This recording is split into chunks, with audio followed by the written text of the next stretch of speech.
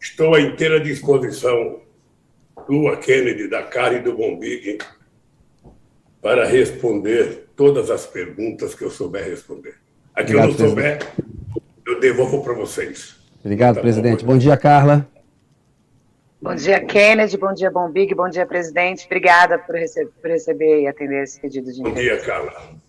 Bom dia, Bombig. Bom dia, Kennedy. Bom dia, Carla. Bom dia, presidente. Obrigado por o senhor ter aceitado esse convite. Bom dia, Bombig. Presidente, o senhor é líder nas pesquisas e caso o senhor vença a eleição presidencial de outubro, eu queria saber quais serão as medidas que o senhor vai tomar nos primeiros 100 dias para gerar rapidamente, primeiro, emprego e combater a fome e a miséria. Atualmente, 33 milhões de brasileiros passam fome, dezenas de milhões passam mal e convivem com uma inflação alta que corrói o poder de compra. Atualmente, há um Auxílio Brasil no valor de R$600 que vai até dezembro. O Ministério da Economia diz que no ano que vem o valor voltará a ser de R$400. Eu quero saber do senhor. O senhor vai recriar imediatamente o Bolsa Família? Pagará R$600 de maneira contínua? Vai recriar o Minha Casa Minha Vida? Vai retomar o PAC, que é o Programa de Aceleração de Crescimento com Obras e Infraestrutura? O que vai estar nos seus 100 primeiros dias, presidente?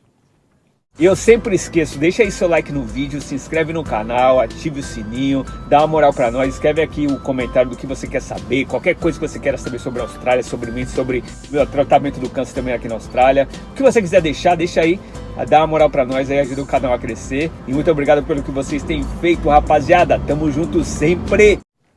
Kennedy, na verdade não existe nenhuma possibilidade de eu tentar apresentar a solução do Brasil em 100 dias. Eu nunca fiz isso em nenhum mandato e não vou fazer agora. Eu vou ganhar as eleições, pretendo ganhar as eleições, pretendo disputar da forma mais democrática possível e ganhando as eleições eu vou governar para 4 anos. Eu tenho um programa de governo, nós temos uma diretriz que depois nós vamos conversar sobre ela e eu pretendo retomar algumas políticas que foram um sucesso. O fundo, o Minha Casa Minha Vida é um programa que precisa ser retomado. Ele pode ser aperfeiçoado, mas foi o mais importante programa habitacional feito nesse país, que levava em conta as pessoas que não podiam pagar e a gente subsidiava. Foram contratadas mais de 4 milhões de casas. Simplesmente acabou isso, inventou-se uma coisa de casa verde e amarela, quando o povo tem que ter liberdade de escolher a cor que ele quiser na sua casa. A segunda coisa é a questão, sabe, do Bolsa Família. O Bolsa Família não era um programa eleitoral, era um programa, sabe, que permaneceu vivo durante 18 anos. Ele tinha condicionantes, a mulher recebia o seu cartão, a mulher tinha que colocar o filho na escola, a mulher tinha que tomar vacina, tinha que fazer os exames, dar vacina nas crianças. Era uma coisa quase que perfeita. Simplesmente mudar de nome foi uma bobagem. Nós vamos retomar o Bolsa Família, R$600. Obviamente que você tem que levar em conta o número de pessoas por família, não tem que ser igual para todo mundo. E nós vamos retomar obras e eu vou fazer um novo PAC. Eu tenho dito o seguinte, uma das primeiras coisas que eu quero fazer, se ganhar as eleições de tomar posse, é fazer uma reunião com todos os 27 governadores desse país para que a gente faça um levantamento das 3 principais obras em cada estado de infraestrutura envolvendo a questão da educação, da saúde, para a gente começar a trabalhar ainda antes do carnaval. Porque não tem muito tempo, não. São 4 anos em que a gente pretende fazer aquilo que o Juscelino fez. 5,50, nós vamos fazer, ou melhor, 55, nós vamos tentar fazer 44, porque o Brasil precisa de muita urgência para recuperar, sabe, o seu emprego e a qualidade de vida do povo. Presidente, o senhor já disse que vai recriar o Ministério da Cultura, Igualdade Racial, e também disse que criaria um Ministério para a questão indígena. Que outros ministérios o senhor pretende recriar? Por exemplo, pode recriar o esporte, cidades, comunicação social, vai separar a fazenda e planejamento, falam também de criar um Ministério da Amazônia, que seria uma coisa inovadora. O senhor já está pensando nisso? Como é que está esse desenho da estrutura de governo? Big, tem algumas coisas que você precisa saber da minha boca que eu vou fazer. Sabe, os ministérios que eu tinha, eu vou recriá-los. Ministério da Igualdade Social, Ministério dos Direitos Humanos, Ministério da Pesca, sabe? Vou criar os ministérios das causas indígenas nesse país e terá que ter um índio no ministério, não precisa ser um branco de terno e gravata, pode ser um índio. Sabe? Quem vai tomar conta da FUNAI não precisa ser um advogado, não precisa ser um militar, pode ser um indígena. Eles estão preparados, eles se formaram, se prepararam, conhecem o problema deles. Sabe, quem vai cuidar da saúde indígena, por que não pode ser um indígena formado em medicina? Então, nós vamos fazer aquilo que for necessário, porque no nosso mandato, a Amazônia ela vai ter um papel especial. Não só a Amazônia, mas os outros biomas, do Cerrado, a Mata Atlântica. Por quê? Porque é preciso que a gente leve muito a sério a importância climática, sabe, no planeta Terra. E o Brasil tem muita responsabilidade. Ao invés de ficar brigando, a Amazônia é minha, não é minha, minha, não é minha, ou seja, a Amazônia tem que ser de todo mundo, embora o Brasil tenha soberania sobre ela, a gente pode construir com os cientistas do mundo inteiro, com os governos do mundo inteiro, o jeito de pesquisar a Amazônia, explorar todo o seu potencial de desenvolvimento, sabe, na indústria de fármaco, na indústria, sabe, de cosmética e outro tipo de indústria, para que a gente gere emprego para as pessoas que trabalham na Amazônia, porque são mais de 25 milhões de pessoas. Então, nós vamos criar os ministérios que for necessário criar, sabe? Eu acho que é uma bobagem a gente imaginar que o ministério custa muito. Na verdade, se a gente for ver as agências reguladoras, custa mais do que os ministros. Mas muito cidades mais. e esportes o senhor vai recriar, e fazenda e planejamento vão ser separadas ou vai ficar o Ministério da Economia? Veja, eu não posso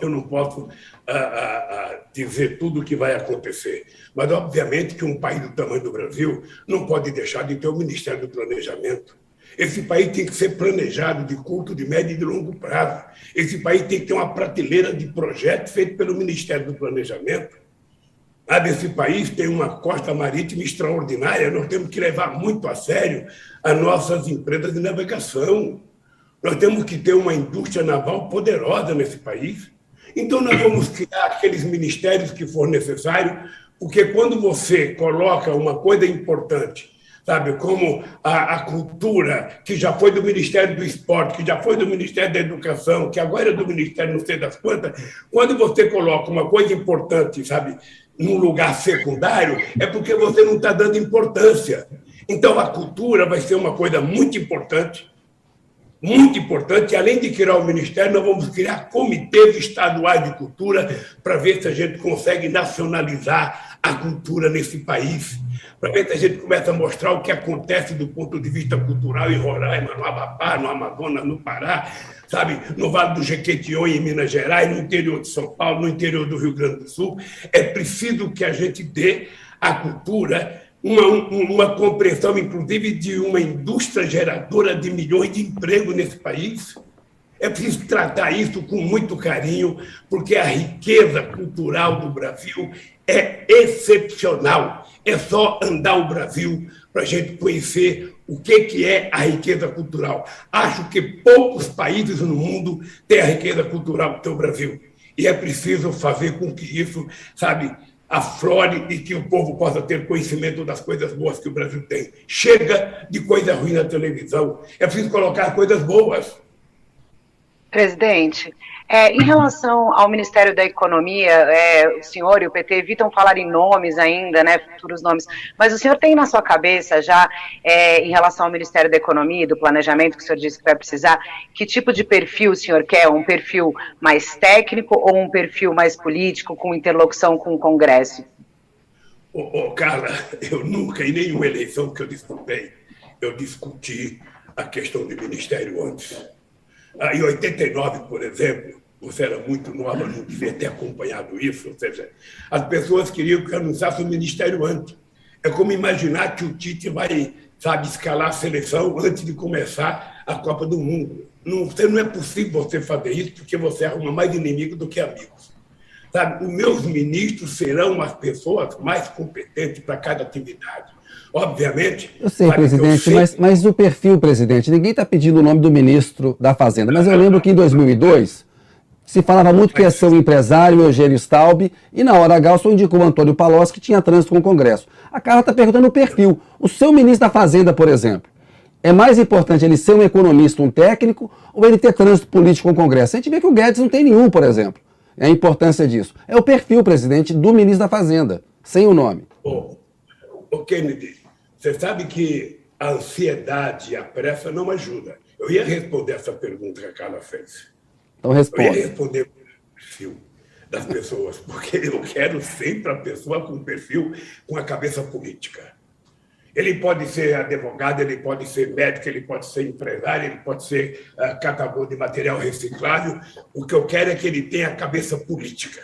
Se ele pensar politicamente correto, se ele tiver bastante versatilidade política, esse cara pode ser o ministro da Economia. E ele pode ser economista. O que eu não quero é fazer um governo burocrata. O que eu não quero é fazer um governo só de técnico, porque se técnico resolvesse os problemas, eu ia na USP, pegaria todos os técnicos e colocaria no governo. Ou ia em Harvard buscar os maiores especialistas. Quem tem que dirigir é a política. E por isso que todos os meus ministros terão que ter cabeça política. Se ele tiver cabeça política boa, ele monta a equipe com os melhores técnicos do mundo, com os melhores assessores, e tudo vai ser uma maravilha nesse país. Eu quero que vocês saibam que eu estou voltando a disputar uma eleição nesse país, porque eu tenho confiança e tenho certeza que nós vamos recuperar esse país, fazer ele voltar a crescer, a gerar emprego, a distribuir renda, a investir na cultura, na educação, porque é disso que o Brasil precisa e é isso que nós vamos fazer, eu e o Geraldo Alckmin. Presidente, o senhor vai retomar a política de correção do salário mínimo acima da inflação, com reajuste real? Vai acontecer. Vai acontecer. É importante que o Brasil saiba que nós conseguimos uma proeza extraordinária. Antes de eu ser presidente, na década de 80, se dizia que não podia aumentar o salário mínimo porque causava inflação. Nós aumentamos o salário mínimo em 74% no meu governo e não houve aumento da inflação. A inflação, que era 10,5%, chegou a 4,5% dentro da meta durante muito tempo. E nós vamos continuar do mesmo jeito. A inflação será reposta para o salário mínimo, todo trabalhador terá direito à reposição inflacionária e todo trabalhador vai ter o aumento com relação ao PIB. O PIB só tem interesse ele crescer para a gente distribuir a riqueza, distribuir o PIB. Se o PIB cresce e a gente não distribui, ou seja, só alguns vão ficar mais ricos e o povo vai continuar ficando pobre. Então, nós temos que saber que muita gente recebe o salário mínimo e que ele vai ter aumento com relação ao aumento do PIB. Presidente, o senhor vai instituir alguma regra para substituir o teto de gastos? Por exemplo, vai ter uma meta de superávit primário, e se houver, seria excluído dessa meta, seria considerado investimento?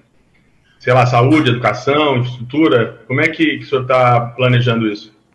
Ô, Bombig, eu tenho a sorte de ter a meu favor o meu mandato. Só para você saber, Bombig, de todos os países que participavam do G20, o Brasil foi o único país que fez superávit primário todo ano. Você está lembrado que em 2004 eu aumentei o superávit para 4,35. Até muita gente saiu do PT porque eu aumentei o superávit primário. Mas veja, eu não preciso de lei de teto de gasto. Quando você faz uma lei de teto de gasto é porque você é irresponsável, porque você não confia em você, porque você não confia no seu taco, porque você não tem segurança do que vai fazer.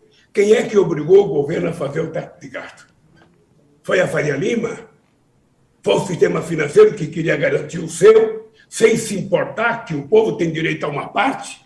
Sem se importar que você, quando coloca um teto de gasto, você tem que colocar investimento para a saúde, investimento para acabar com a fome, para gerar emprego, para aumentar salário, para melhorar as coisas nesse país. Então, eu não preciso de teto de gasto. Eu digo sempre o seguinte... Presidente, o argumento era controlar a expansão dos gastos públicos. Acabou comprimindo os gastos sociais. Alguma regra terá? Vai ter meta de superávit primário? Só um dado, Kennedy, só um dado. Um dado que eu quero dizer, esse país não precisa de teto de gasto. Esse país precisa de um governo que tenha credibilidade, que garanta estabilidade, que tenha previsibilidade.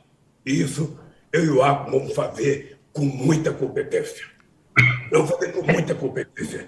Eu sei, aprendi, eu digo sempre, eu digo desde 89. Eu aprendi economia com uma mulher analfabeta que pegava o meu olerite de pagamento para distribuir as coisas dentro de casa. para saber o que pagar, o que cada filho ficava. Eu sei que eu não posso gastar mais do que eu tenho. Eu sei que eu não posso gastar mais do que arrecado. Se eu tiver que gastar, eu tenho que fazer uma dívida em algum ativo que seja produtivo, que me garanta uma certa rentabilidade. Eu não posso gastar para custeio aquilo que eu não tenho. Mas o Rumbig perguntou, por exemplo, se gasto com educação e saúde e infraestrutura vai ser excluído de uma meta de superávit primário, por exemplo. O senhor considera isso investimento? O que vai fazer? Então, escuta o que eu vou falar. Bora. Para quem sabe, ninguém nunca vai me perguntar. Educação e saúde. Investimento em ciência e tecnologia não é gasto na minha concepção, é investimento. É investimento. Formar um engenheiro é tão importante quanto emprestar dinheiro para uma empresa com juro baixo e com 10 anos de carência. Formar um médico, formar um pesquisador é muito importante para esse país. O que nós precisamos, companheiros da imprensa, é parar de discutir quanto nós vamos gastar e nós temos que nos perguntar uma coisa que eu falava em 89. Nós precisamos parar, de perguntar se é gasto ou se não é gasto e começar a responder quanto custou a esse país não fazer as coisas na hora certa. Quanto custou a esse país não investir na educação no começo do século passado? Quanto custou a esse país não investir na saúde no momento certo? Quanto custou a esse país, não melhorar a vida do povo trabalhador no momento em que todo mundo melhorou? Então, esse país ficou sempre para trás. Ele foi o último a abolir a escravidão, o último a independência, foi o último a ter uma universidade. Ok? Eu já te falei isso. O Peru teve a sua primeira universidade em 1554. O Brasil só foi ter a sua primeira universidade em 1920.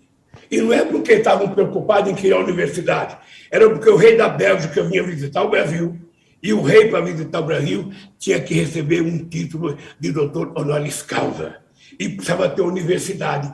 Aí juntou-se um monte de universidade e criou a Universidade do Brasil. Então, como é que se explica esse país, sempre fazer as coisas depois que os outros fazem? Como é que se explica a Argentina ter quase 40% dos jovens de 19 a 24 anos na universidade? Como é que se explica o Chile ter quase 40% e o Brasil, somente no nosso governo, é que chegou a 17%, porque era menos que 11%. Como é que se explica um país desse tamanho aqui? Quando eu cheguei na presidência, tinha só 3,5 milhões de alunos na universidade. Nós chegamos a 8 em 8 anos, ou melhor, em 13 anos. Olha, como é que se explica as pessoas não garantirem investimento na educação nesse país? Isso não é gasto, é investimento, porque isso tem um retorno depois que a pessoa se volta. Não só porque a pessoa pode pagar, mas porque a pessoa vai produzir coisas mais qualificadas para esse país, e esse país vai ser mais competitivo, com os outros países a nível internacional. Eu quero pensar no Brasil do século 22. Eu quero começar ele no século 21. Presidente, em relação à Petrobras, eu queria saber como é que o senhor está pensando, o senhor já falou de mudança na política de preços da Petrobras, queria saber exatamente o que o senhor está pensando em relação a isso e qual que é a sua avaliação em relação à lei das estatais, que foi criada aí para evitar nomeações políticas. O presidente Jair Bolsonaro fez trocas no comando da Petrobras. O senhor acha que o presidente da Petrobras tem que estar alinhado ao governo ou ele tem que ter um perfil técnico e independente? Olha, o presidente da Petrobras tem que ser uma pessoa competente. Eu tenho muito orgulho de ter tido o Zé Eduardo Dutra, presidente da Petrobras, e tenho muito orgulho de ter tido o Sérgio Gabrielli como presidente da Petrobras.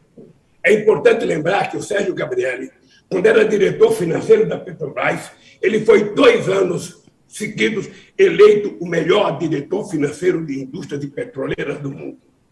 É importante lembrar que foi no governo dessa gente que nós descobrimos o pré-sal. E o pré-sal não foi sorte, não. O pré-sal foi investimento em pesquisa. O pré-sal foi um desafio que nós nos colocamos para tentar fazer com que o Brasil fosse definitivamente autossuficiente.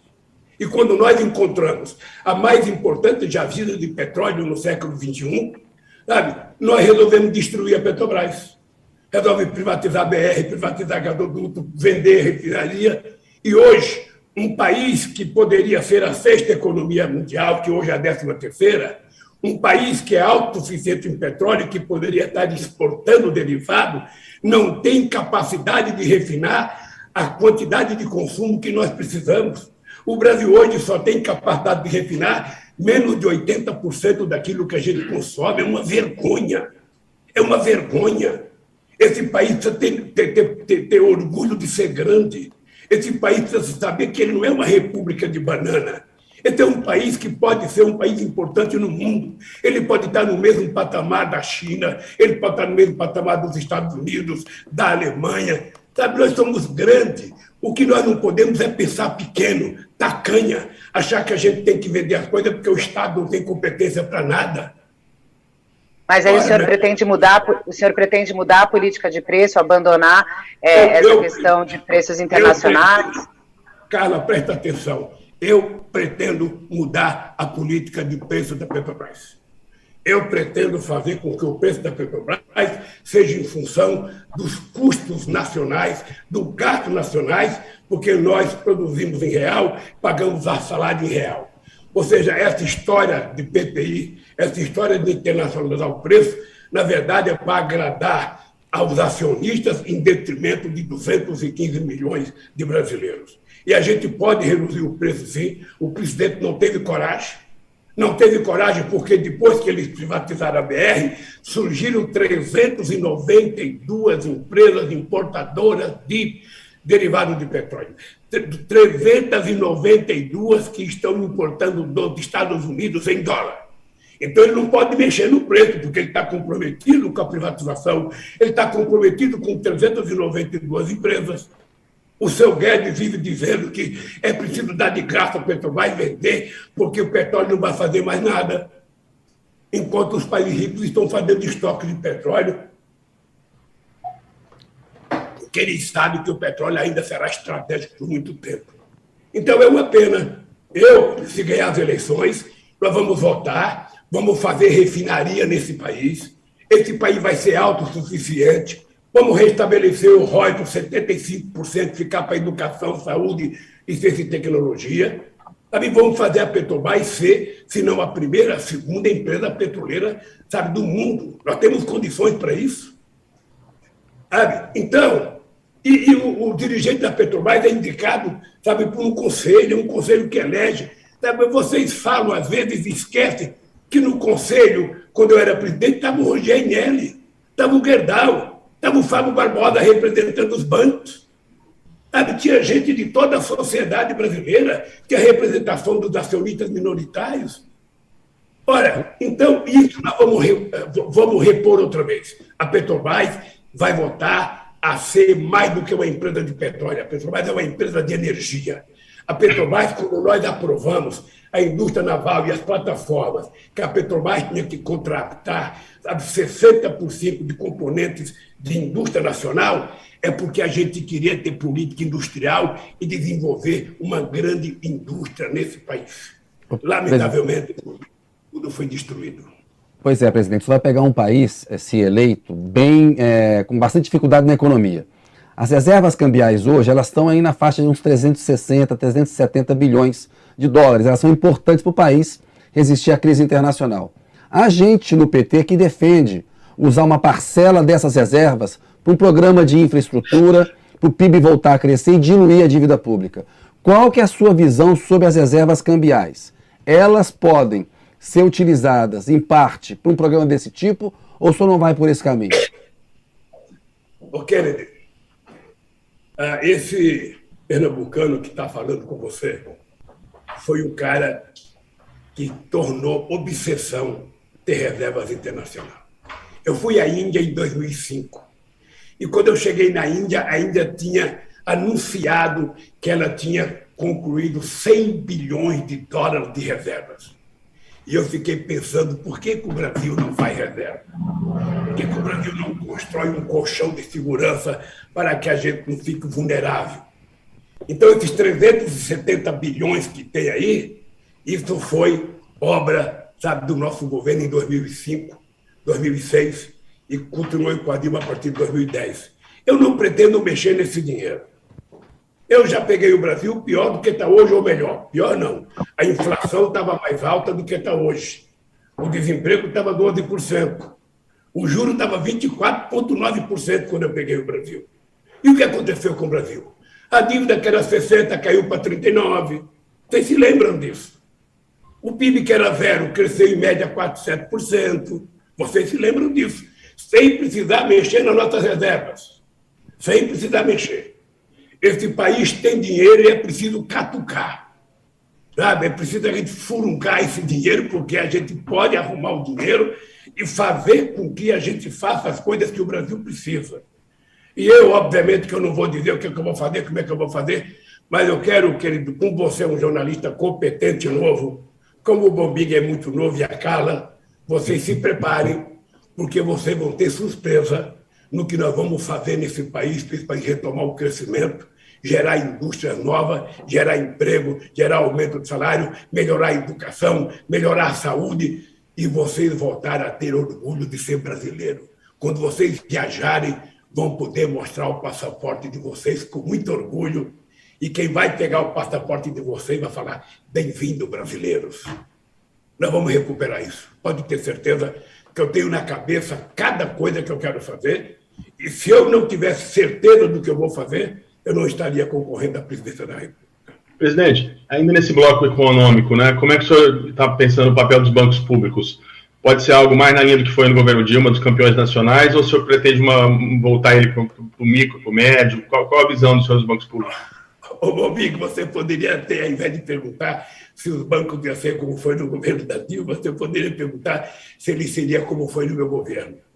Você sabe que quando houve a crise do Lehman Brothers, em 2008, você sabe que eu liguei para o Obama, perguntando para o Obama se ele tinha banco público, se ele tinha um BNDES, se ele tinha uma caixa econômica, que ele não tinha.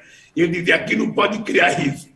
E quem foi que salvou a economia brasileira? Foram os bancos públicos. Foram os bancos públicos. Foram os bancos públicos que entraram para poder salvar a economia brasileira. Ou seja, quando a coisa está feia, quem resolve é o Estado.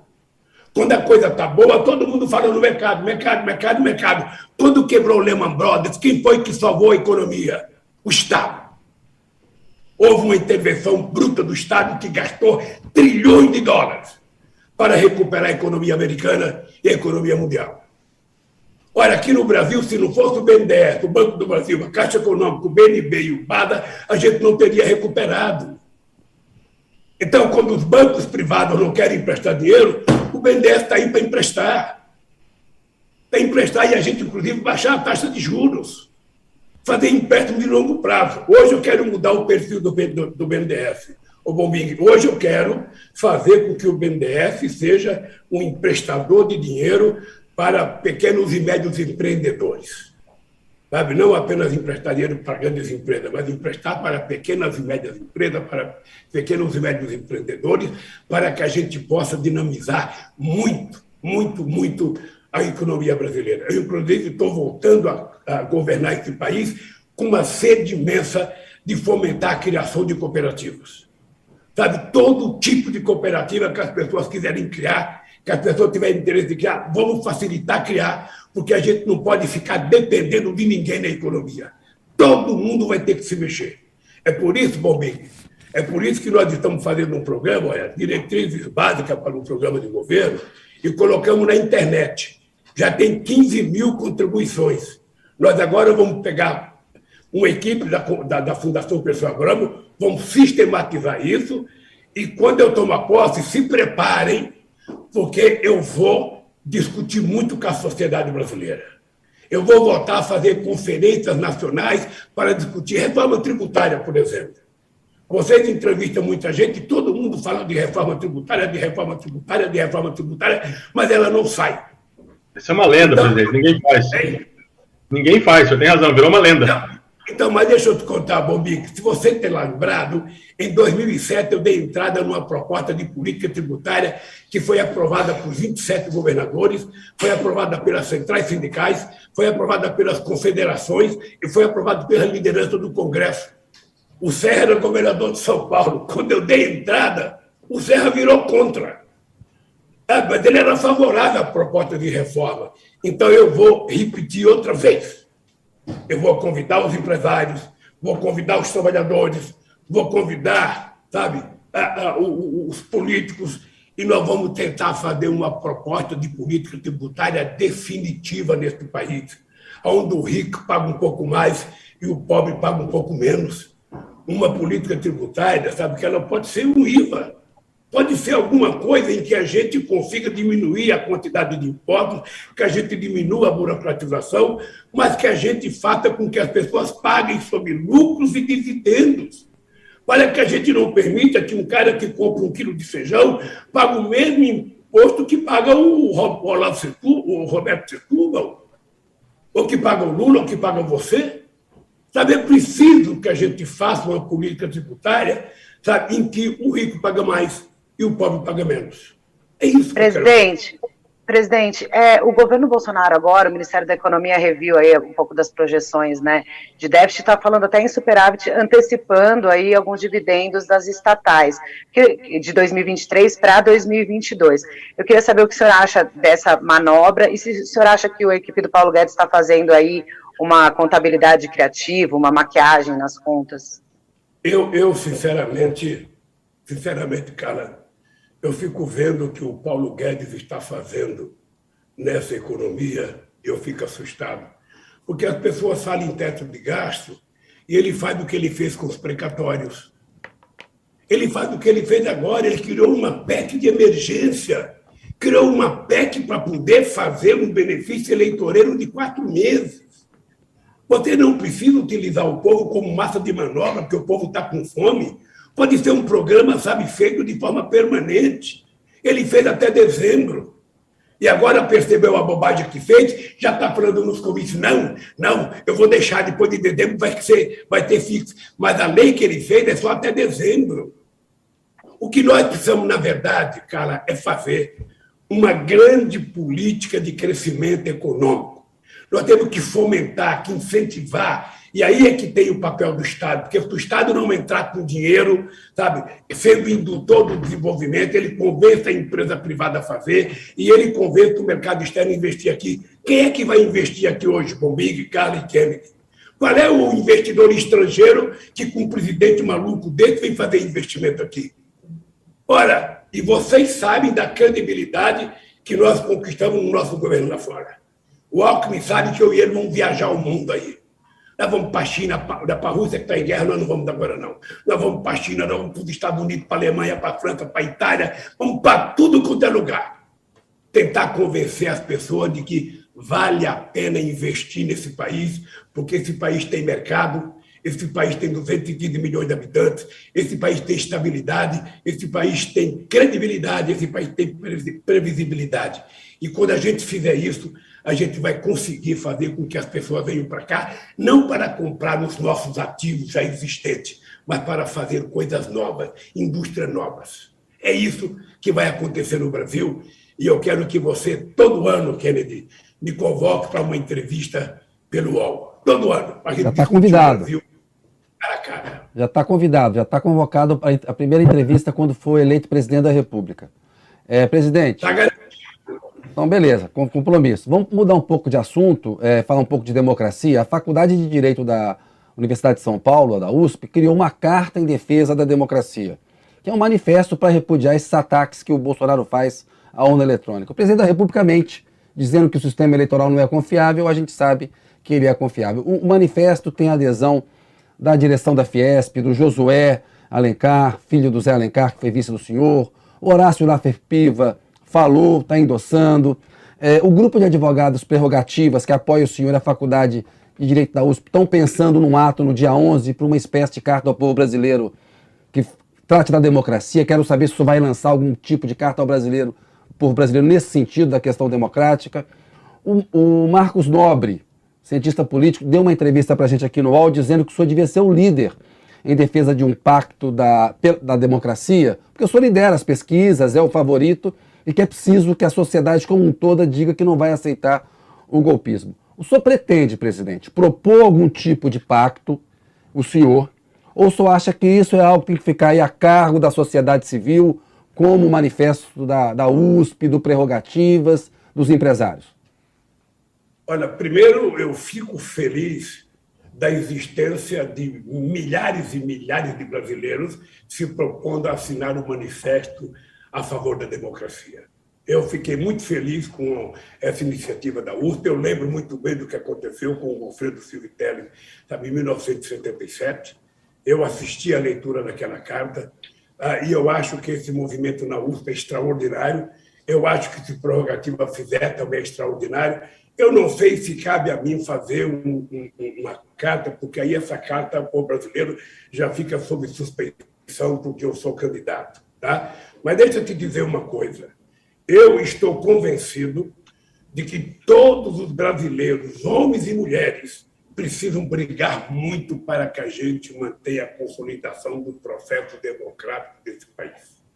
A democracia é a única forma política que a gente pode garantir liberdade de ir e vir para as pessoas, liberdade de expressão, liberdade de comunicação, liberdade de pensamento. Ou seja, a gente não pode permitir que uma mentira causada por um bronco, sabe, causada por um bronco, que todo dia conta 6 ou 7 mentiras através das suas lives, sabe, tenha força nesse país.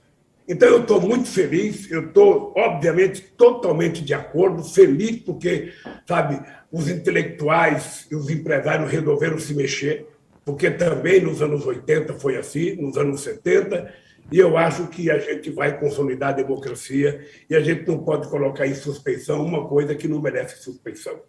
Sabe, um cidadão que foi eleito, não tem um vereador, um prefeito, um deputado estadual, federal, um governador, sabe, que coloca em suspeição a urna. Só esse bronco, sabe, que ganhou pela urna eletrônica, é que está tentando copiar, sabe, o Trump, sabe, tentando desafiar a lógica da democracia. Eu estou favorável e qualquer coisa que for feita para garantir a democracia, pode saber que eu estarei dentro. Presidente, agora, durante o lançamento da candidatura, o presidente Jair Bolsonaro convocou aí manifestações para o 7 de setembro contra os surdos da toga, em referência aí ao Supremo Tribunal Federal. O senhor acredita que ele pode tentar um golpe caso ele não vença as eleições? E aí, o que o senhor acha como que reagiriam as Forças Armadas caso o presidente tente um golpe? O senhor acredita que ele teria chances de sucesso nessa tentativa? Carla, a primeira coisa que eu queria te dizer era que eu sonhei muito com esse 2022. Quando era presidente da República, na Secretaria de Assuntos Estratégicos, eu estava pensando em preparar um documento para garantir o Brasil que a gente ia ter em 2022. Quando a gente completasse 200 anos de independência. O presidente que aí está, se tivesse um mínimo de bom senso, se tivesse um mínimo de inteligência, ele estaria promovendo, um 22 de setembro, uma grande festa cívica de comemoração dos 200 anos de independência. Avaliar o que foi feito nesses 200 anos e saber o que nós queremos daqui para frente. Não. Ele quer transformar os 200 anos no ato dele. Ele quer fazer uma motociata, quem sabe com uma estátua de Tiradentes. Ele quer brincar, sabe, com uma data mais nobre que nós temos nesse país. É lamentável que seja assim.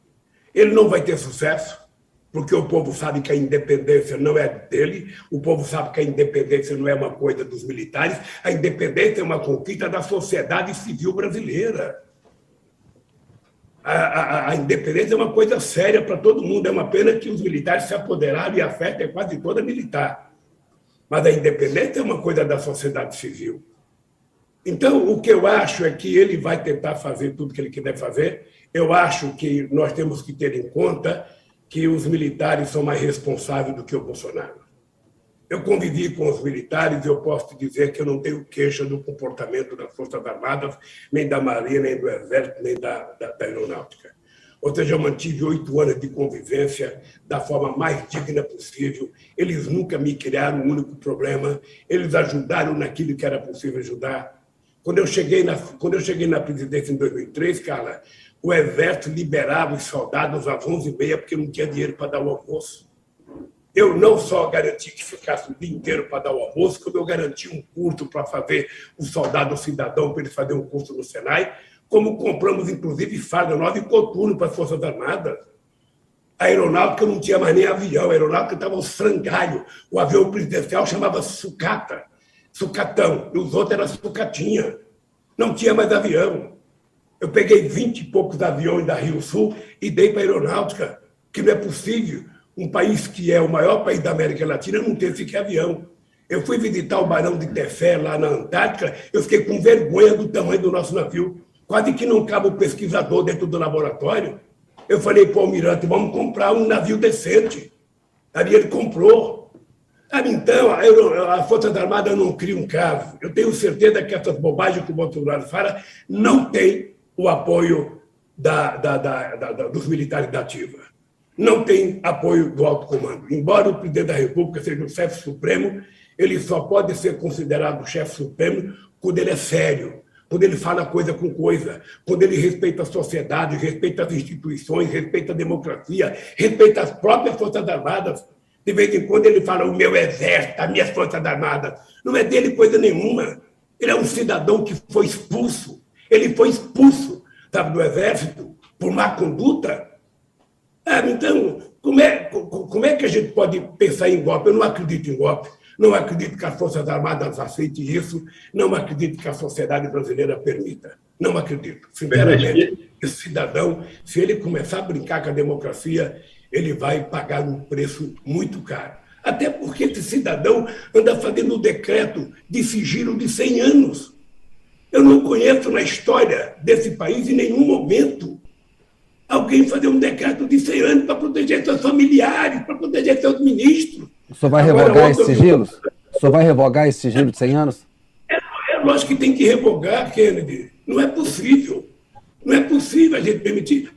Ontem eu ouvi dizer que tem gente dele lá no Congresso que estão pensando uma PEC para garantir que nenhum presidente possa ser preso. A PEC do senador vitalício. Do senador vitalício. O que o senhor acha disso? Eu sou contra. O senador tem que ser eleito. Eu sou contra, inclusive, a figura do suplente.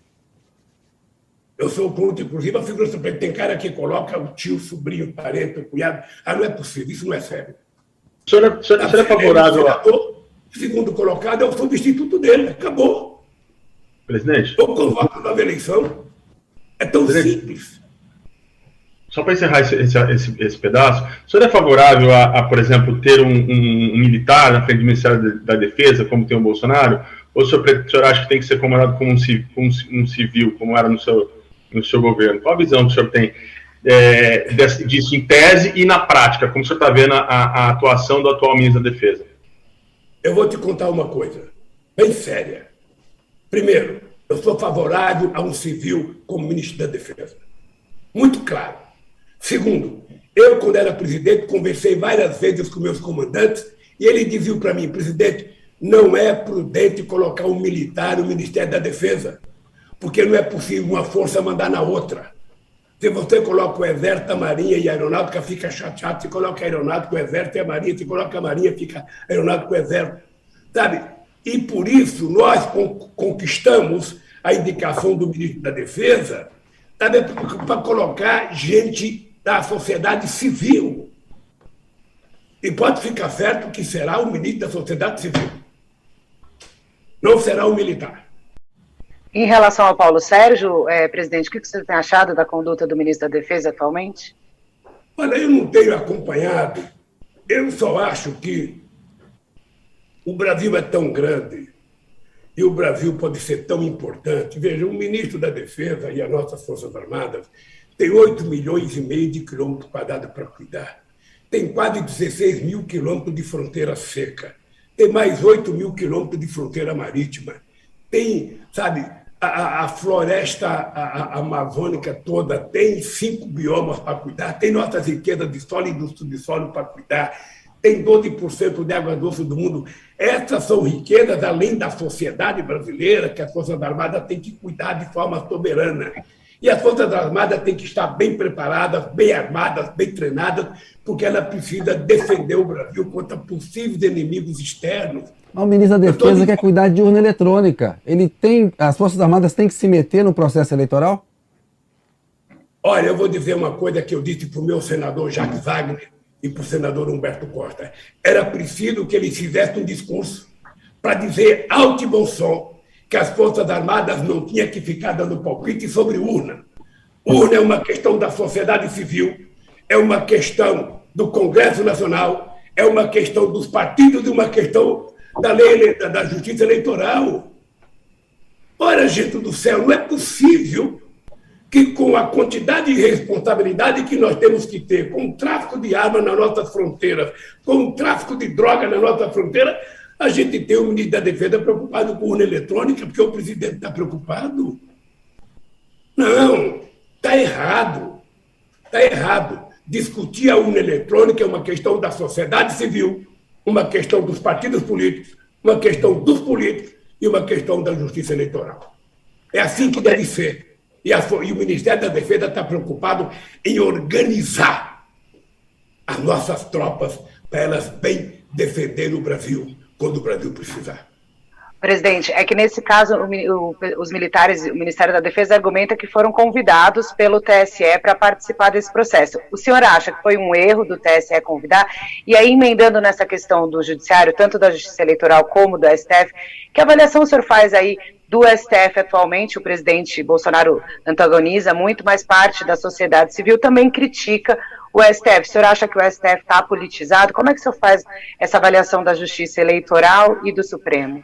Veja, eu acho que a politização do STF é culpa do político. Ou seja, a classe política ela judicializou muita política. Sabe, qualquer coisinha as pessoas entram com recurso na Suprema Corte, ou seja, tem coisa que tem que ser resolvida no plenário da Câmara. E aprovado no plenário da Câmara, as pessoas não podem ficar recorrendo toda hora para a Justiça.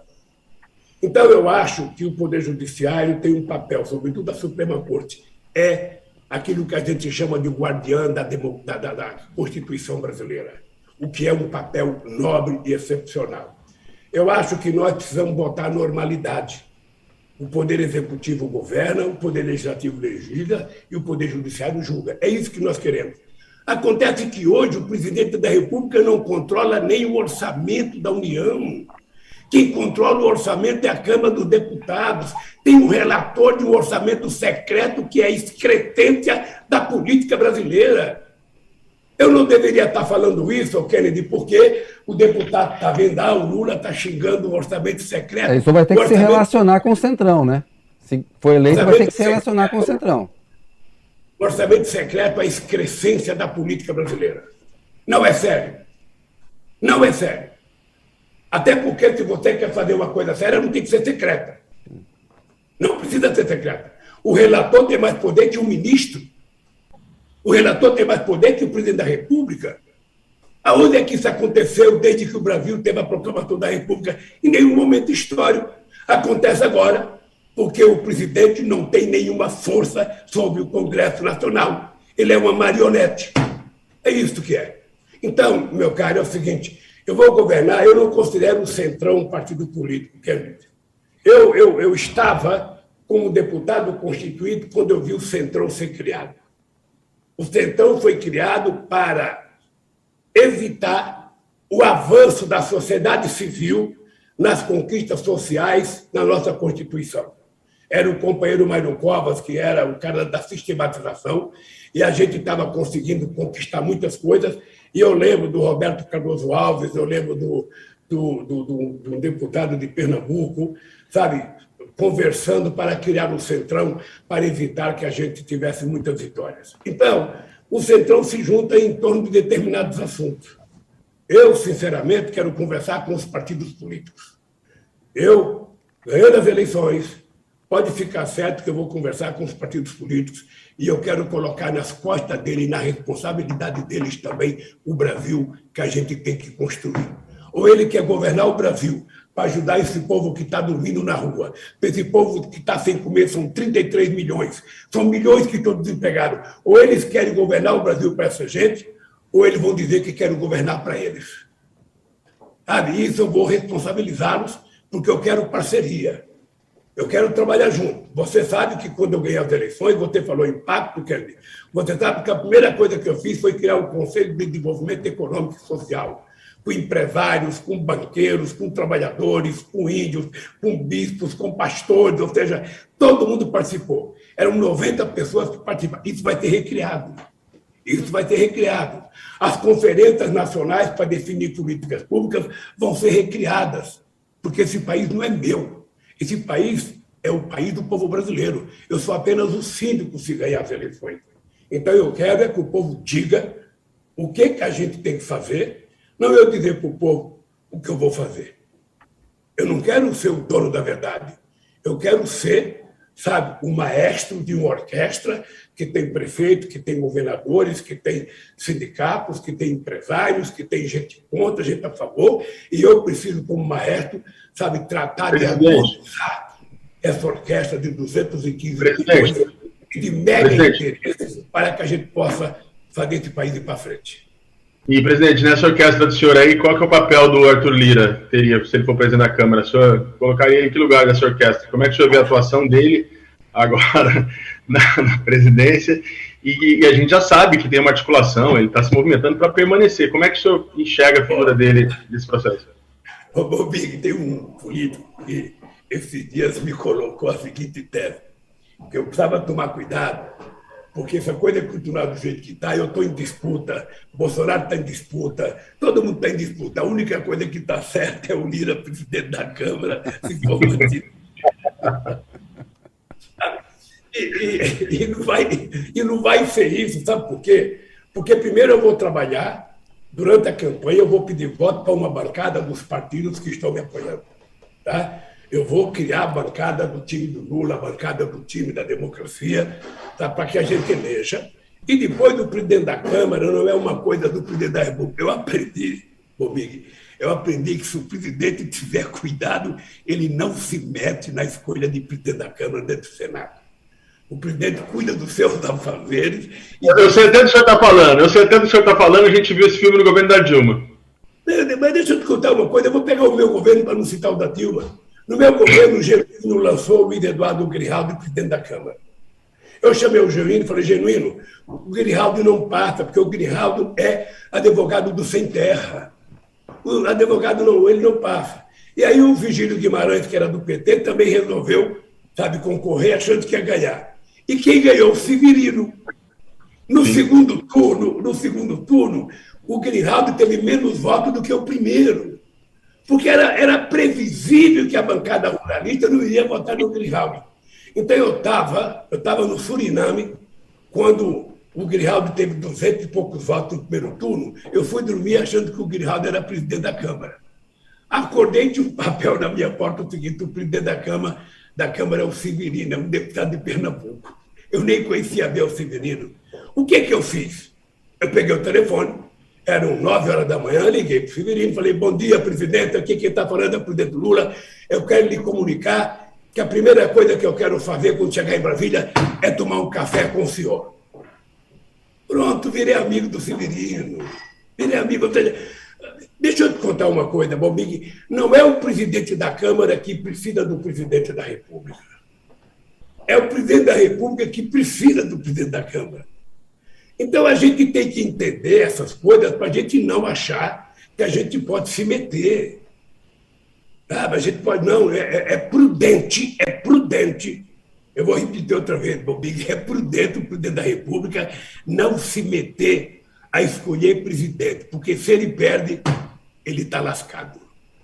Ô, presidente, tem uma coisa que eu quero abordar com o senhor, que é nessa guerra cultural que a extrema-direita trava no mundo inteiro, e o Bolsonaro faz isso, e os filhos fazem o tempo inteiro nas redes sociais, é dizer que eles defendem a família, que eles são os verdadeiros patriotas, eles acreditam em Deus, os adversários não, a luta do bem contra o mal, e tem essa captura dos símbolos nacionais, como as cores da bandeira, a camisa da seleção brasileira.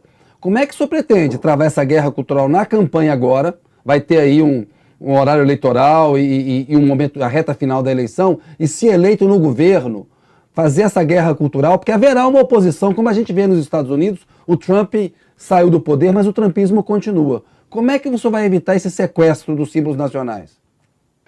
Não, veja, eu acho que essas coisas acontecem no mundo inteiro e nós precisamos aprender a lidar com elas. Veja, eu acho que Eu tenho dito aos companheiros do PT de que a gente não pode permitir que os símbolos nacionais sejam tomados por eles. A cor verde e amarela é uma cor do Brasil, não é uma cor de um partido do Bolsonaro ou do Bolsonaro. A bandeira nacional ela é um símbolo do povo brasileiro e que a gente não tem que ter vergonha de utilizar a bandeira nacional. A camisa da seleção brasileira deveria ser proibida eles utilizarem como utilizam a fim de propaganda política. A camisa da seleção brasileira é uma coisa do povo brasileiro, não é uma coisa deles. Ou seja, como eles não têm partido, eles não têm música, eles não têm bandeira, não têm nada. Na verdade, os partidos é um amontoado de deputados, parecem uma cooperativa com interesses próprios, ou seja, então eles ficam utilizando. A pauta de costume, saído da boca deles, é muito falsa. Olha a cara do Bolsonaro quando ele fala em Deus. É visível que ele não acredita em Deus, porque se ele acreditasse, ele não falava o nome de Deus em vão. Ninguém utiliza o nome de Deus eleitoralmente. Sabe, eu tenho muito cuidado com os evangélicos, porque, veja, eu acho que as pessoas são religiosas, as pessoas têm que cuidar da sua fé, da sua espiritualidade, mas as pessoas não podem ser manipuladas. Os ricos, que às vezes, mais do que pastores, são empresários, que utilizam a religião como se fosse uma empresa, uma indústria, e que tentam manipular a sociedade. Isso não vai prevalecer. Isso é apenas uma questão de tempo, você vai perceber. Sabe, que se os evangélicos for saber como é que foi o meu governo para os evangélicos, eles vão perceber que os evangélicos nunca foram tão bem tratados por um presidente da República do que no meu governo. Pergunta ao Edir Macedo, pergunta aos deputados deles, pergunta ao Malafaia, pergunta a esses que falam mal de mim como é que eles foram tratados no meu governo. Pergunta. Se eles foram honestos e acreditaram em Deus, eles vão falar a verdade. Esse voto evangélico é importante, né? O senhor pretende disputar esse voto com o Bolsonaro, porque 70% votaram no Bolsonaro e 30% apenas no Haddad em 2018. Eu não vou trabalhar a campanha disputando voto evangélico, voto católico, voto judaico, voto islâmico, voto da religião matriz africana. Eu não vou disputar assim. Eu vou disputar as eleições falando com o povo brasileiro. E quando eu falar de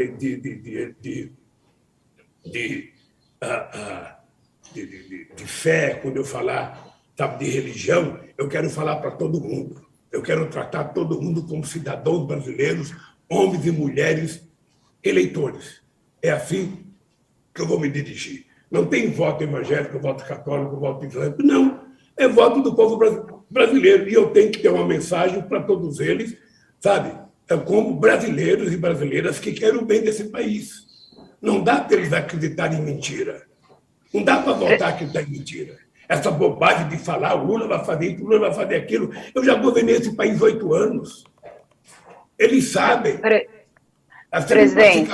No poder judiciário, de evangélico ou de católico. O poder judiciário ele tem que ser composto pelas pessoas que têm competência de ser ministro, que têm, sabe, alto teor de conhecimento jurídico nesse país.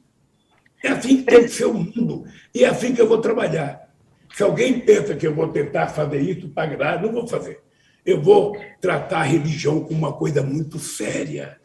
Muito séria. A fé do povo é muito séria. Sabe, quando o povo está cuidando da sua espiritualidade, da sua fé, é uma coisa sagrada, a gente não pode manipular essa gente. É assim que eu vou ligar com as pessoas. Esse negócio dos temas que eles levantam, sabe, quando você vai ver na prática, tem muita gente que fala muito em Deus, mas é muito mais pecador do que outros que falam menos.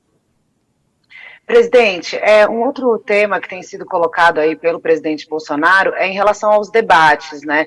O PT tem falado de organizar alguns pools de imprensa, porque os convites são muitos, mas o Bolsonaro na convenção disse que ele quer debater com o senhor, mas não sabe se o senhor vai. O senhor está disposto a debater com o Bolsonaro? Vai aos debates? Olha, eu não sei, veja, o PT, através do comando da campanha, fez um ofício para os meios de comunicação, dizendo que nós gostaríamos de 3 debates que fosse um pool entre todas as redes de televisão para que a gente pudesse não ficar refém de 50 debates. Ou seja, eu preciso viajar ao Brasil. Se a gente for fazer todo dia um debate, você não tem noção, ô Carla, como tem proposta de debate, você não tem noção. Sabe? Então, não dá para você ficar atendendo tudo, porque você não faz outra coisa. E eu preciso viajar ao Brasil. Mas o senhor não tem receio de debater com o Bolsonaro, né? Eu irei em debate com qualquer pessoa. Eu já participei de debate com tanta gente, com Ulisses, com Brizola, com Aureliano Chaves, com Maluf, sabe? Com muita gente eu já participei de debate. Muita. Agora, o que o Bolsonaro está pensando? Ele já não foi no debate na outra campanha. Ele está pensando o seguinte: eu só vou em debate no segundo turno. E, se você puder, lembra ele que pode não ter segundo turno. A eleição pode ser resolvida no primeiro turno. Sabe? Você acha que vai ganhar no primeiro turno, presidente? Você tem essa expectativa? Veja, eu não sei, eu vou trabalhar para ganhar o mais rápido possível, sabe? Ter o maior número de votos possível. A gente só vai saber dia 2 de outubro. Em termos, presidente, em termos de... Isso, por que é importante ganhar no primeiro turno e não no segundo turno? Por que seria mais importante? Eu não acho importante porque você encurta o gasto da campanha, você ganha um mês para se preparar para governar o país, para montar o governo, é isso. É difícil o Bolsonaro contestar o resultado da eleição? E no caso desse sujeito que está aí, você nunca sabe o comportamento dos milicianos que o apoiam. Você nunca sabe. Então, veja, mas eu gosto de 2 turnos, gente. O PT foi um dos partidos que mais brigou para que a gente tivesse eleições de 2 turnos. Eu fiz 2 turnos com o Fernando Henrique Cardoso, com o Serra, com o Alckmin.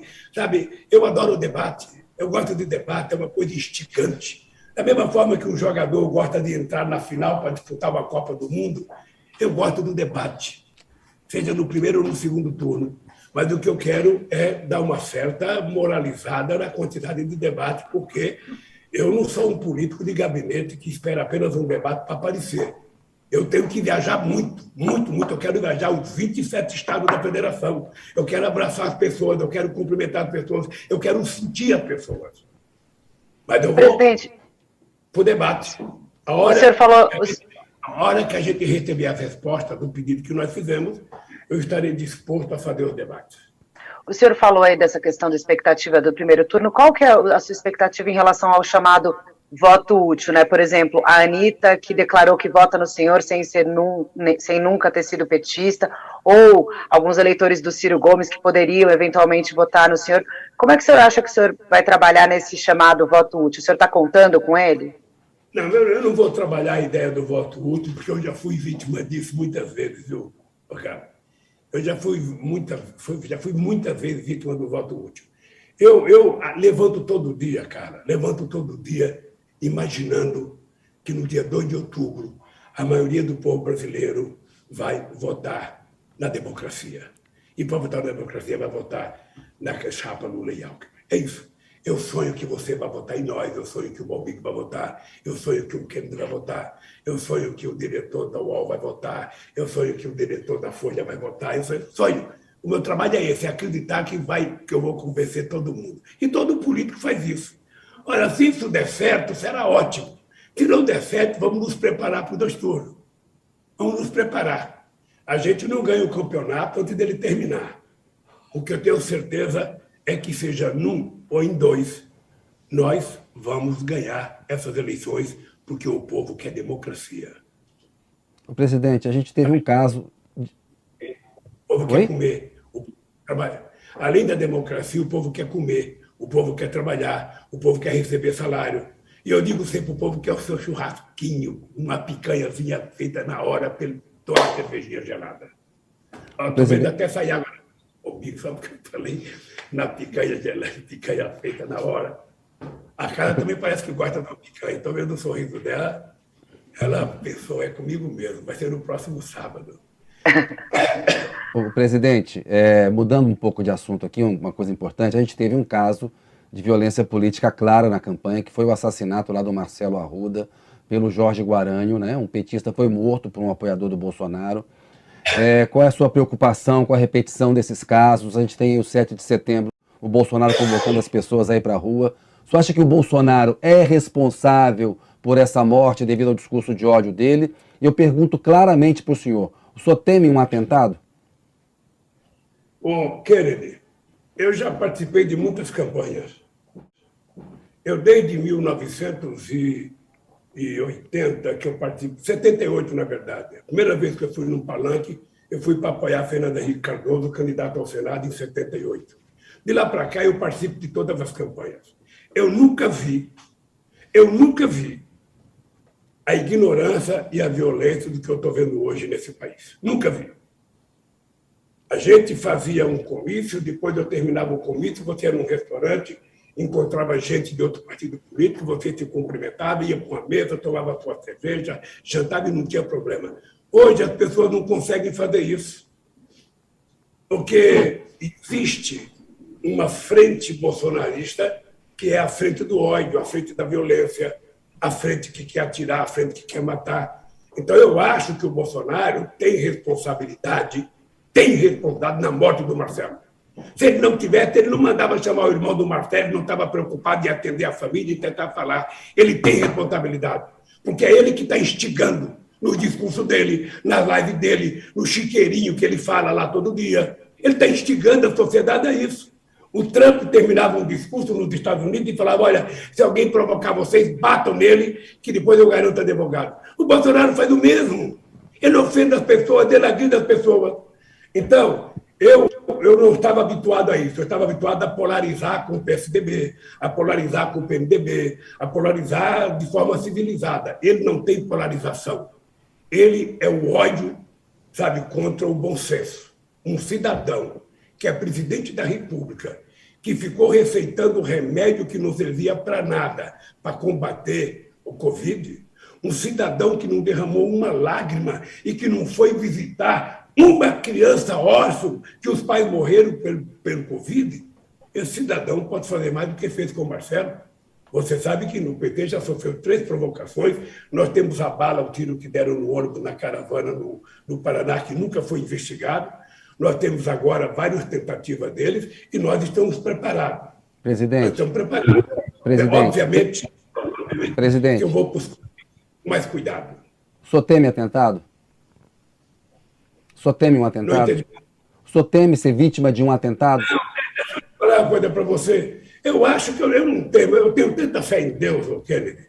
Eu tenho tanta fé em Deus, sabe? Tenho tanta fé em Deus.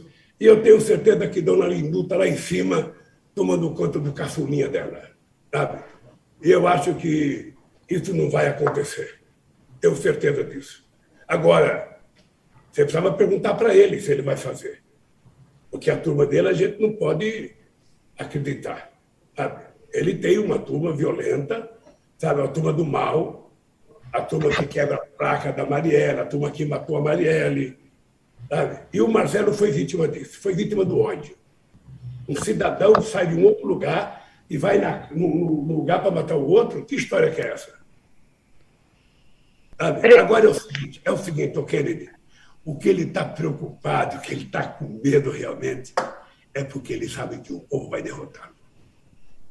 Ele sabe que o povo vai derrotar. Ah, não, mas agora ele acha que ele vai ganhar porque ele deu até dezembro o vale-refeição, não vale-refeição não, ele deu auxílio, sabe, para o motorista, Não, as pessoas vão pegar e não vão votar nele, Kennedy. Eu tenho dito, se o dinheiro chegar na sua conta, pegue e coma, senão o Guedes toma. É isso. Pegue e coma, senão o Guedes toma.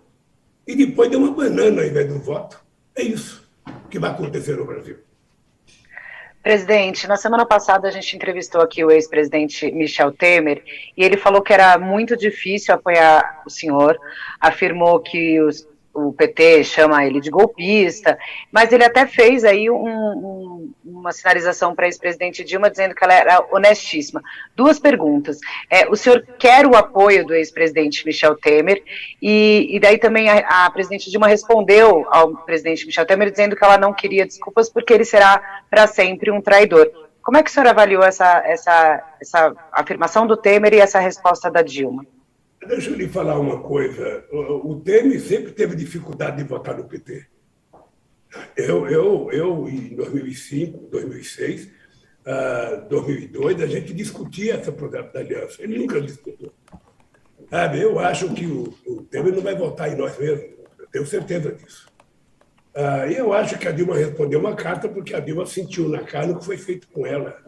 Eu tenho conversado com o PMDB e vocês têm visto, eu tenho 12 estados do PMDB, das figuras importantes que estão com boas condições, me apoiando.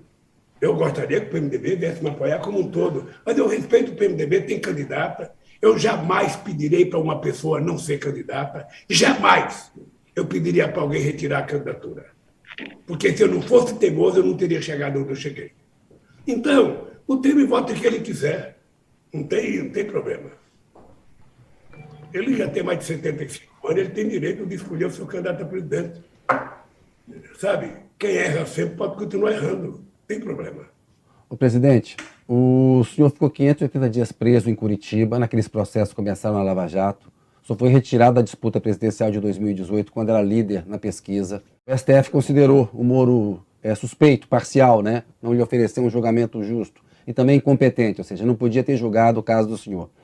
O senhor gostaria de ter algum tipo de revanche em relação a esses personagens, Moro, Dallagnol, setores da imprensa, da política, do empresariado, que apoiaram o impeachment e torceram pela prisão do senhor? Não. Kennedy, quando você chega ao grau de maturidade que um ser humano atinge aos 76 anos de idade, quando você tem a responsabilidade que eu tenho com o povo brasileiro, eu não posso ter nesse coração aqui espaço para ranço, para raiva, para ódio ou para vingança. Eu acho que quem faz aqui na Terra paga. Eu acho que eles estão pagando. Eu só lamento, Kennedy, só lamento que o Moro e o Dallagnol tenham tido tanta habilidade para mentir para a imprensa a quantidade de meses que eles mentiram. Eles conseguiram convencer a imprensa a transformar em verdade as mentiras que eles contavam. Então, eu fiquei lá 580 dias pensando, lendo, sabe? E eu falei, eu preciso sair daqui maior do que eu entrei. E graças a Deus eu saí por causa da compreensão do povo brasileiro. O presidente... Sabe? Então, eu estou muito tranquilo. Eu não sei se é a tranquilidade que eu tenho. Eu estou muito tranquilo, sabe? E por isso eu quero ser presidente da República. Um presidente não pode ter raiva, não pode ter ódio, não pode querer se vingar. Eu vou tratar todo mundo como se fossem meus melhores amigos. Até porque eu tenho que tratar todos em igualdade de condições. Com uma condição: as pessoas mais necessitadas serão tratadas com carinho a mais. O presidente, o Moro, setores da imprensa, inclusive, dizem que o senhor não é inocente, apesar do princípio constitucional ser de presunção da inocência, e a anulação de um processo, no caso do senhor, não ser mera formalidade, né?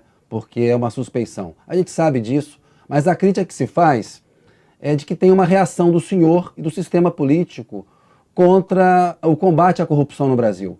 E que o senhor conseguiu vitórias na justiça, que outros acusados também conseguiram, e que, na verdade, o PT nega, que o senhor e o PT negam, não fazem autocrítica sobre casos de corrupção reais que aconteceram no governo, houve as delações, devolução de dinheiro.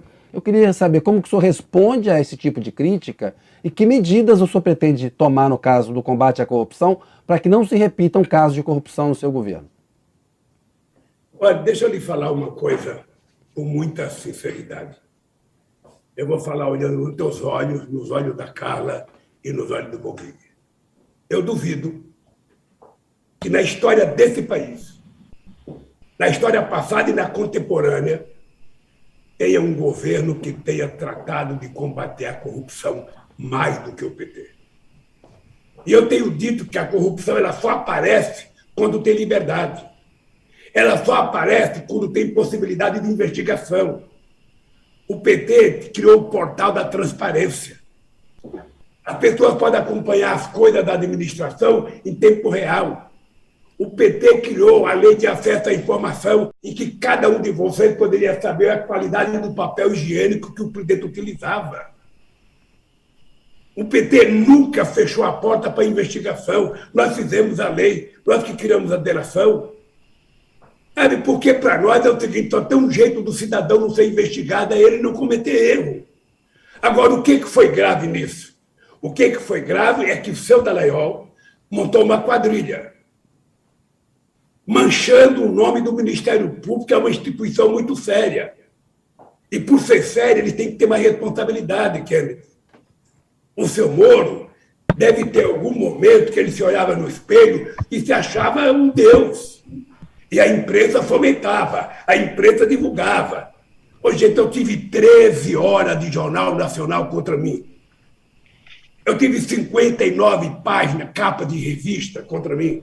Eu tive 680 editoriais contra mim. Porque as pessoas pensavam que eu estava morto. E as pessoas não sabiam que quem nasce em Caetés e não morre de fome até 5 anos de idade não vai ter medo de denúncia. E eu cansei de desafiar empresários políticos e provar, mostra a prova. Ô, querido, qual é a condenação que o Moro deu para mim? Eu cometi um fato indeterminado. O que é fato indeterminado, Kennedy? Você que é jornalista. Ele não sabia qual o crime que eu cometi e mandou para a segunda instância, que nem julgou. O presidente nem tinha lido a sentença, falou, a sentença do Moro é excepcional. Ele nem tinha lido. Eles votaram para me condenar porque fazia parte de uma estratégia de não me deixar ser candidato a presidente. Achando que o Lula iria morrer. Pois cá estou eu, feliz, casado de novo, casei dia 18 de maio. Hoje eu sou um homem apaixonado pelo Brasil, apaixonado para resolver o problema do Brasil e apaixonado pela Janja. Você acha que um homem desse vai ter ranço contra quem? Contra figuras que eu nem conheço e que eu tive a sorte, porque foi Deus que me ajudou, e no primeiro depoimento dizer para o Moro, você está condenado a me condenar porque a mentira já foi longe demais. E aconteceu o que eu previ. Por isso eu estou tranquilo, sem raça, sem raiva, sem desejo de vingança, mas o desejo de reconstruir esse país para o povo brasileiro. Eu quero que o povo pobre deixe de ser pobre. As pessoas precisam parar de pensar que pobre gosta de coisa de segunda, carne de segunda, feira de segunda, roupa de segunda. Não, a gente gosta de tudo de primeira. O povo quer comer bem, quer se vestir bem, quer ganhar bem, quer passear bem, quer ir para restaurante. E é isso que eu quero garantir. O povo quer estar na universidade, as pessoas pobres querem ser doutoras, e é isso que eu vou fazer, Kennedy. E é isso que gerou tanto ódio. Ah, porque o aeroporto está cheio de gente, é a desgraça do Lula. O aeroporto virou uma rodoviária, é a desgraça do Lula, que pobre agora está viajando de avião. Eu quero mais pobre viajando de avião, mais pobre comprando carro para o trânsito, ficar entupido até os prefeitos fazerem a rua boa. É esse país que eu quero, gente. Eu tenho certeza que é o país que vocês querem, porque o país deles aumenta a violência, aumenta a criminalidade, aumenta o assalto, aumenta a prostituição. Mas nesse país eu não quero. Eu quero um país em que não tenha violência, porque o Estado estará presente fazendo as coisas. Não é a polícia que resolve, é o Estado. O Estado tem que estar nas comunidades com educação, com cultura, com emprego, com lazer, com escola de tempo integral, Kennedy. Fique certo que esse país nós vamos fazer. Fique bem, se cuide bem, faça ginástica, levante de manhã, ande, para engrossar essas canelas suas, que você vai ter que correr atrás de mim, viajando o Brasil para ver as coisas que vai acontecer. Presidente, o senhor está falando aí já de futuro, né? Uma das causas que são apontadas, até como motivadoras de eventuais desvios, de irregularidades, é o sistema da reeleição que foi criado no Brasil, né? Com essa ideia de que qualquer um que assume o cargo, ele assume o cargo num dia, no dia seguinte ele começa a trabalhar não apenas para o mandato, não apenas para o cidadão, né, para o país, que é o dever dele, mas também para se reeleger. E aí vem compra de apoio político, aí vem aparelhamento, vem tudo mais. Eu gostaria de saber se o senhor concorda com isso e se o senhor, de alguma maneira, já pensa, está disposto a disputar um outro mandato, se for eleito. Primeiro, eu vou dizer para vocês que a única coisa boa que o Brasil copiou dos Estados Unidos é o direito de reeleição de um mandato. É porque você é eleito presidente da República. Em 4 anos, você não tem tempo de fazer muita coisa. Com as exigências ambientais que existem hoje, se você quiser fazer um projeto grande de infraestrutura, entre você pensar o projeto, encomendar o projeto e aprovar esse projeto em todas as instâncias de fiscalização, terminou o teu mandato. Então, eu acho justo que um presidente tenha direito, que um prefeito tenha direito, que um governador, e acabou. Se ele quiser ser candidato, ele espera. Eu acho justo isso. É uma coisa boa. Obviamente, veja que eu vou dizer uma coisa para você e que eu tenho medo que seja manchete. Veja, eu, sinceramente, não penso em reeleição. Eu quero cumprir um mandato com a maior competência possível. Eu saí do governo, sabe, dia 1º de janeiro de 2011, com 87% de bom e ótimo, 10% de regular e 3% de ruim e péssimo. Esse ruim e péssimo deve ter sido no comitê dos meus adversários. Sabe? E eu não posso sair com menos agora. Mas o senhor descarta concorrer à reeleição? Já é uma decisão tomada hoje, que se o senhor for eleito, o senhor não concorrerá em 2026? Está tomada essa decisão? Eu não quero, eu não tenho idade, eu vou estar com 81 anos, cara. Sabe? Eu não quis o terceiro mandato quando o PT queria aprovar o terceiro mandato, porque eu tinha 87% de voto, eu não quis o terceiro mandato. Eu não então está ficando claro que é uma decisão tomada. Está ficando claro que é uma decisão tomada. É uma decisão minha. Eu estou dizendo isso aqui agora da minha livre e espontânea vontade. Eu quero cumprir o melhor mandato que eu já fiz na vida. E quero trabalhar em 4 anos por 40. Espere para ver. Quando eu digo para vocês que eu tenho 76 anos de idade, energia de 30 e tesão política de 20, não tesão política, tesão, só o tesão, de 20, ou seja, é porque eu estou assim, cara. Eu nunca tive tão motivado na minha vida. Eu nunca tive com tanta vontade de fazer as coisas como eu estou agora. É o serviço que eu tenho para prestar para o meu país. Eu tinha muito medo em 2002. Vocês não sabem quanta noite eu deitei naquele palácio com medo de errar. Vocês não sabem quantas horas eu ficava acordado com medo de fracassar e virar um Valesa, como Valesa na Polônia, que se candidatou à reeleição e teve 0,5% só de voto. Quantas noites eu fiquei de barriga para cima pensando, meu Deus do céu, será que eu vou dar conta disso? E dei conta. Dei conta porque contei com o apoio de muita gente nesse país, contei com o apoio da sociedade, contei com as minhas conferências e contei com o apoio de todo mundo. Eu não sei se teve no Brasil algum presidente que teve tanta relação com os empresários como eu tive. E vou continuar tendo. Vai conversar com o empresariado na campanha agora? O setor financeiro se queixa muito, o senhor não se reúne com eles, não aceita os convites, tem toda uma queixa de empresários e setor financeiro. Deixa eu te falar, o problema dos empresários é que quando eu era um candidato, que eu era um Zé Ninguém, eu era apenas disputando a eleição, sabe, eles quase não me convidavam. E quando me convidavam eu ia. Mas eu nunca fui na expectativa de ganhar voto. Eu ficava falando porque eu não sei falar sem olhar na cara das pessoas. Eu respondo olhando na cara de vocês. Aqui não, o Stuck é para me olhar na câmera. Mas eu gosto de olhar para a cara de vocês para saber a reação de vocês. Eu nunca achei que iam votar em mim. Então, o que acontece? Eu gosto de conversar com os empresários, porque eu gosto de ouvir quais são as angústias deles, e às vezes eu fico angustiado com o que eles falam para mim, porque é inacreditável, Bombig, Cali, Kennedy. Eu converso com os empresários, eles não falam da questão social, eles não falam da fome, eles não falam do desemprego, eles não falam do baixo salário, eles não falam das pessoas que estão dormindo na rua, eles só falam de coisa fiscal, ajuda fiscal, não tem fiscal, não tem fiscal. Puxa vida! A falta de sensibilidade é total e absoluta. Esse país será muito melhor para os empresários quando todo mundo estiver tomando café, almoçando e jantando, quando não tiver ninguém dormindo na rua, quando as pessoas poderem comprar carro, poderem viajar de avião, quando a gente transformar os pobres em classe média. Presidente. Esse é o desejo meu. Eu quero que as pessoas vivam como você, Carla, bem vestida, bonita, bem pintada. Eu quero que as pessoas sejam assim. Eu quero presidente, que as pessoas usem o teu paletó, Bombig, que as pessoas possam comprar um paletó como o teu. Sabe, é isso que eu quero. Essa é a minha briga. Sabe, eu era assim quando eu era metalúrgico, quando eu estava dentro de uma fábrica. Eu nunca gostei de ser tratado como um cara inferior. Sabe, essa briga que nós temos que fazer, e essa briga não é minha. Essa briga é tua, Ken, é tua, Bombig, e é tua, cara. Essa briga é de todos nós que conquistamos o direito de comer, que conquistamos o direito de ser alguém na vida, estender a mão para a gente ajudar os outros. Não é passar e virar o pescoço como se a gente não tivesse nada com isso.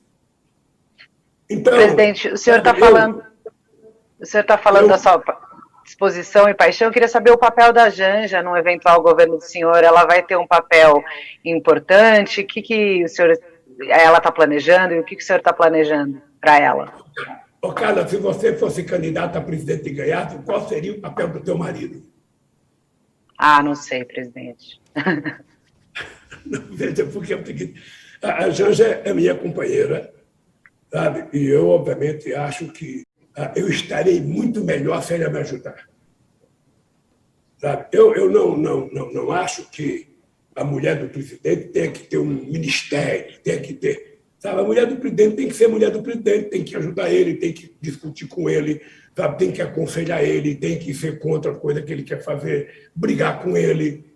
Sabe? Esse é o papel. Agora, eu também não perguntei para ela. E ela é uma jovem senhora, sabe, que tem pensamento próprio, que tem cabeça boa, sabe? E, às vezes, melhor do que a minha. Então, ela terá a liberdade de pensar, sabe, o que ela quer fazer para me ajudar. Eu, sinceramente, estou tranquilo com relação a isso. Uhum. Presidente, aproveitando, em relação à PGR, né, qual critério que o senhor pretende usar para indicar o PGR no governo? O senhor fará como o presidente Jair Bolsonaro, indicará alguém de confiança, ou vai seguir a lista dos procuradores? Enfim, como é que o senhor está pensando em relação a essa questão da PGR? Carla, você tem que deixar um pouquinho de suspense. Porque se eu for contar tudo que vai acontecer, não tem suspense, fica um governo muito previsível. Não, presidente, a gente tem que aproveitar essa primeira entrevista aqui, que está audiência alta, qualificada, o senhor falar. Eu aprendi uma lição de vida. Eu respeito, você não sabe o respeito que eu tenho pelo Ministério Público. Eu acho uma instituição excepcional. E toda vez que eu fui na posse de um procurador, eu dizia, gente, vocês têm uma função muito importante, por isso você tem que ter mais responsabilidade, vocês não podem brincar com as pessoas, vocês não podem fazer acusação falsa. Para vocês acusarem e tornar público, vocês têm que saber se é verdade, porque vocês matam a vida de prefeito no interior, sabe? Vocês não sabem o inferno que vocês fazem quando vocês fazem a denúncia leviana. E no meu caso foi leviandade. Então eu vou pensar como é que eu vou escolher essa gente. Agora, eu posso te dizer que eu não vou votar, não vou indicar ministro da Suprema Corte por religiosidade. O presidente... Eu vou indicar... Presidente, política ambiental... Está chegando aqui ao final, só um minutinho, Bombig. A assessoria está pedindo aqui pelo Zap para a gente encerrar. A gente tem um pouquinho ainda, mas para encerrar com o senhor, o Bombig tem mais uma pergunta importante e a gente vai... Eu sei que o senhor tem compromisso, tem agenda aí, mas tem algumas questões internacionais que eu queria ver com o senhor ainda. O Bombig vai fazer uma pergunta e a gente vai estar caminhando para o encerramento, tá bom? Essa é um pouco internacional também, mas obviamente nacional, presidente. Questão ambiental. Queria que o senhor falou um pouquinho lá no começo, mas queria que o senhor falasse um pouco mais dessa visão, seja economicamente quanto politicamente. Já tivemos esses crimes bárbaros recentemente. Como é que o senhor olha essa questão ambiental, inclusive com esse olhar no exterior também? Ô, Bombig, a questão ambiental hoje ela toma uma dimensão que ela não tinha 20 anos atrás. Hoje é humanamente impossível você querer discutir modelo de desenvolvimento se você não levar em conta a questão climática. Hoje já está provado e comprovado de que a questão climática, a falta de respeito, está mudando o clima. E nós estamos sendo vítimas, e as maiores vítimas são os mais pobres. Então, veja, eu era presidente quando nós criamos o Fundo Brasil, Noruega e Alemanha. Eu defendo a ideia que o Brasil é soberanamente dono da Amazônia. Ela é nossa. Mas nós precisamos ser mais do que isso. Além da gente ser dono, a gente precisa construir parceria para pesquisar, para investigar. A gente não tem que abrir mão da soberania. O que a gente tem que compartilhar para o bem da humanidade, não apenas a nossa Amazônia, mas a Amazônia do Peru, a Amazônia da Venezuela, a Amazônia da Colômbia, ou seja, pegar os países amazônicos e a gente tentar junto, sabe, criar condições da gente fazer daquilo um centro de pesquisa mundial para tentar ajudar a sobrevivência da humanidade e a melhoria da qualidade ambiental no mundo. Isso vale para todos os biomas. Sabe, é isso que eu vou fazer. Essa é uma coisa que você pode saber, Sabe que eu e o Oclo vamos viajar o mundo tentando mostrar o que a gente quer fazer. A gente sabe que lá tem 25 milhões de habitantes. A gente sabe que as pessoas precisam trabalhar, que as pessoas precisam melhorar de vida. Sabe? É por isso que a gente tem que defender a Zona Franca de Manaus. É por isso que a gente precisa garantir que tem indústria mais limpa lá, indústria não poluente. Então, eu vou tratar isso com um carinho muito especial. Nós vamos, quando tiver pronto o programa, eu faço questão de mandar para você distribuir para as pessoas aí que trabalham no UOL, um programa nosso sobre a questão ambiental. E vamos trabalhar com muito carinho. Muito mande carinho. Que a gente, claro, vamos analisar. O presidente, diga. Mande o programa que a gente... O quê? É que não é uma necessidade política cuidar do meio ambiente. Hoje é uma necessidade de sobrevivência desse planeta que nós habitamos. Mas, sem dúvida. Ô, presidente, eu queria, antes de ir para o Pinga Fogo, falar rapidamente de questões internacionais. Queria que o senhor respondesse rapidamente, que o senhor está com compromisso aí. O acordo Mercosul-União Europeia avançou no governo Temer, estava quase para ser fechado, parou no Bolsonaro por questões ambientais, como o Bombig mencionou há pouco. O senhor vai revisar o acordo Mercosul-União Europeia ou vai assinar nos termos atuais? E, segunda parte, como será a relação com Biden, Estados Unidos, em relação com China? Terá um parceiro preferencial? Eu quero de duas coisas. Nós vamos chamar a União Europeia e vamos melhorar o acordo. E eu tenho fé que a gente vai inaugurar, sabe, esse acordo. Vai anunciar esse acordo logo, logo, mas com melhor qualidade para garantir que os países da América Latina possam ter política industrial. Eu já discuti muito isso com o Celso Amorim. Eu tenho certeza que nós vamos avançar. A segunda coisa é que os Estados Unidos é um parceiro muito grande para o Brasil e muito importante. Sabe, a única coisa que eu exijo dos Estados Unidos é que ele respeite o Brasil. O Brasil não é uma colônia, o Brasil é um país grande e que a gente tem que tratá-lo com respeito e ser respeitado por ele. Nós sabemos a importância americana e nós queremos melhorar a nossa relação política, a nossa relação de científica, tecnológica, a nossa relação empresarial e a nossa relação, inclusive, militar com os Estados Unidos. Nós não trataremos os Estados Unidos de forma secundária, porque ele tem uma importância muito grande. E nós queremos ter relações com todo mundo. Nós não temos contencioso internacional. Tá? Nós não temos e não vamos criar.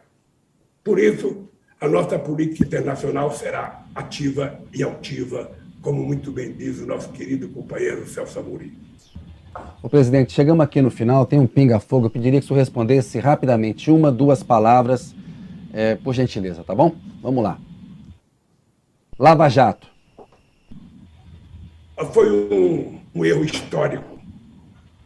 Sérgio Moro. Não entendi. Sérgio Moro. O Sérgio Moro é um equívoco, é uma mentira criada pela imprensa brasileira. Simone Tebet. Olha, eu não conheço a Simone, por isso eu não vou fazer julgamento. Eu sei que ela foi uma boa senadora. Ciro Gomes. Olha, poderia ser melhor. Ditadura militar de 64. Um erro histórico desse país. Tancredo Neves. Foi uma das pessoas mais inteligentes que eu conheci. José Sarney. José Sarney, presidente. José Sarney. Sarney. José Sarney foi o companheiro que garantiu a transição democrática desse país. Fernando Collor de Mello. Olha, foi um equívoco do povo brasileiro que resultou no que resultou. Itamar Franco. Eu acho que foi uma pessoa das mais sinceras que eu conheci. Fernando Henrique Cardoso. Olha, foi um democrata, uma pessoa que foi muito útil ao nosso país. Dilma Rousseff. Uma grande companheira minha, injustiçada. Michel Temer. Um equívoco. Jair Bolsonaro. 2 equívocos. Luiz Inácio Lula da Silva. Não sei. Janja. Olha, eu sou suspeito para falar bem. Janja é a mulher da minha vida agora. Brasil. Olha, é um país maravilhoso que merece ser bem melhor e está bem melhor do que está hoje. Presidente, agradeço muito a entrevista do senhor aí, a paciência, muito obrigado. Está renovado o convite aí para a primeira entrevista como presidente eleito se vencer a eleição. Agradeço muito aí a atenção do senhor e a entrevista que o senhor deu aqui ao UOL para a gente, a primeira aí como candidato oficial. Muito obrigado, quero um abraço, comigo, um abraço, Carla. Até outra oportunidade, se Deus quiser. Até uma próxima. Abraço, Bombig. Abraço a todos. Abraço, Carla. Abraço, Kennedy, Bombig, abraço, presidente. Obrigada pela entrevista. Pois é.